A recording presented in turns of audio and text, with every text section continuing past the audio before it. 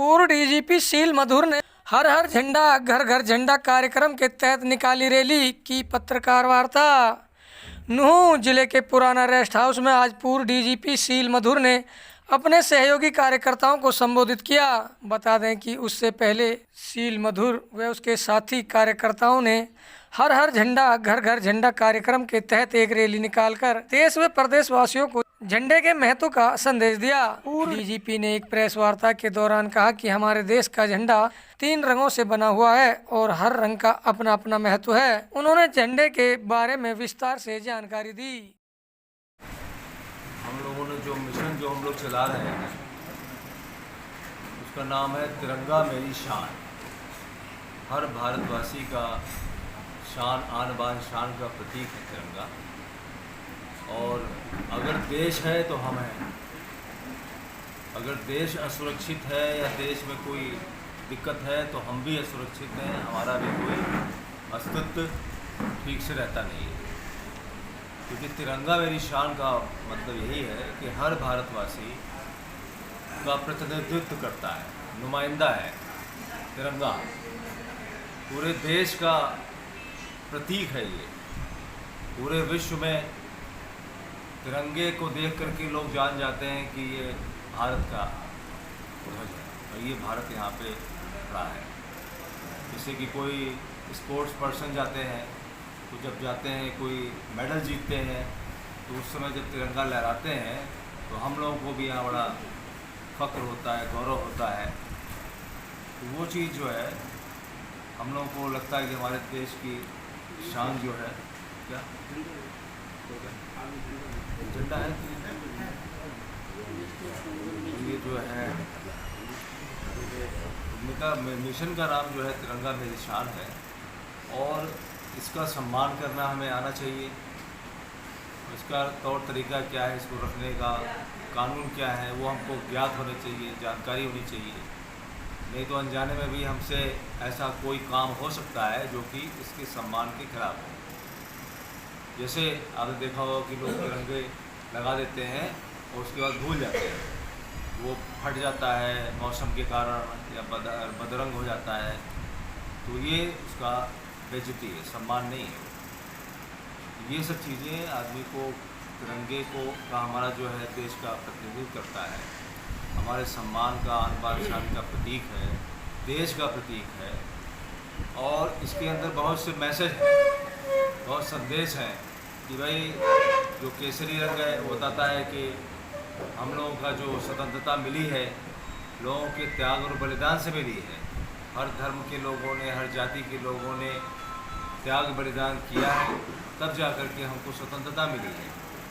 तो इसलिए हम लोगों को भी अपने देश को और मजबूत बनाने के लिए त्याग बलिदान करने की भावना को आगे बढ़ाना चाहिए। सिर्फ स्वार्थ में अपने लिए नहीं सोचना चाहिए कि सब कुछ हम अपने लिए सोचते हैं। तो ये भावना बताता है। सफ़ेद रंग बताता है कि चारों तरफ अमन चैन रहना चाहिए। हर एक जाति के लोग, हर धर्म के लोग रह रहे हैं। कोई कम आय वाले हैं, कोई ज़्यादा आय वाले हैं, कोई बिजनेस कर रहा है, कोई नौकरी कर रहा है, कुछ भी कर रहा है, लेकिन सब में एक सामाजिक, धार्मिक सहिष्णुता और समरसता होनी चाहिए। तभी हमारा देश जो है उसकी शान बढ़ेगी, तिरंगे की शान बढ़ेगी। इसी प्रकार से जो हरा रंग है वो बताता है कि हमें मेहनत करनी है, हमें मेहनत करने का मौका मिलना चाहिए, हमें अपना शौर्य वीरता दिखलानी चाहिए। और अपने देश को इस प्रकार से हरा रंग खुशहाली का प्रतीक है, तो हर एक का जीवन जो है खुशहाल कैसे हो, इसके लिए हमको प्रयत्न करना होगा, मेहनत करनी होगी, सोचना होगा। और जिस प्रकार से इसमें चक्र दिया हुआ है ये बताता है कि जिस प्रकार से नीला आसमान होता है और उसका कोई अंत नहीं है, उसी प्रकार से ये सारे आदर्शों को, त्याग बलिदान को, शांति, अमन चैन को, खुशहाल बनाने की भावना को, सब लोगों को मिलजुल करके आगे लगातार चलते रहना है अनंत काल तक। अनंत काल तक हमको ये सब चीज़ों के रास्ते पे चलना है। और ये चीज़ें जो हैं हम लोगों के स्कूलों के पाठ्यक्रम में नहीं है, कॉलेज में नहीं है, हम लोगों को मालूम ही नहीं हो पाता है कि तिरंगा क्या करता है। तो इसलिए जो है हम लोगों ने ये मिशन चलाया है कि भाई देश में पहले भी इतने ज़्यादा रियासतें थीं, राजा रजवाड़े थे, बड़ी मुश्किल से सब एक हुए हैं। और अब वो एकता अखंडता कैसे बनी रहे हमेशा, इसमें कौन सी ऐसी एक चीज़ है जो कि सबको छतरी देती है, सबको एक मानती है। कोई ये पॉलिटिकल पार्टी का नहीं है, किसी एक पॉलिटिकल पार्टी का, किसी एक बिजनेस ग्रुप का नहीं है, ये हर एक देशवासी का, भारत के देशवासी का, चाहे वो हिंदुस्तान में रह रहा है या बाहर रह रहा है, सबका है तिरंगा और सबके लिए है तिरंगा। उसकी भावना सबके लिए है, उस भावना को हमें समझना है और उसके अनुसार आचरण करना है। अगर हम लोग इस भावना को करेंगे तो हर एक का जीवन भी खुशहाल होगा और अपना देश विश्व में सबसे अग्रणी होगा, सबसे मजबूत देश होगा। सभी लोग चाहते हैं, आप लोग भी चाहते हैं कि तिरंगा अपना जो देश का जो देश है पूरे विश्व में सबसे मजबूत हो। विजयी विश्व तिरंगा प्यारा, झंडा ऊंचा रहे हमारा। ये जो भावना है, ये चीज़ है, ये तिरंगा। तो इसको लोग जो है काफ़ी लंबे 75 साल हो चुके, हम लोग को स्वतंत्र हुए, 76वां स्वतंत्रता दिवस भी मनाने वाले हैं हम लोग जल्दी ही।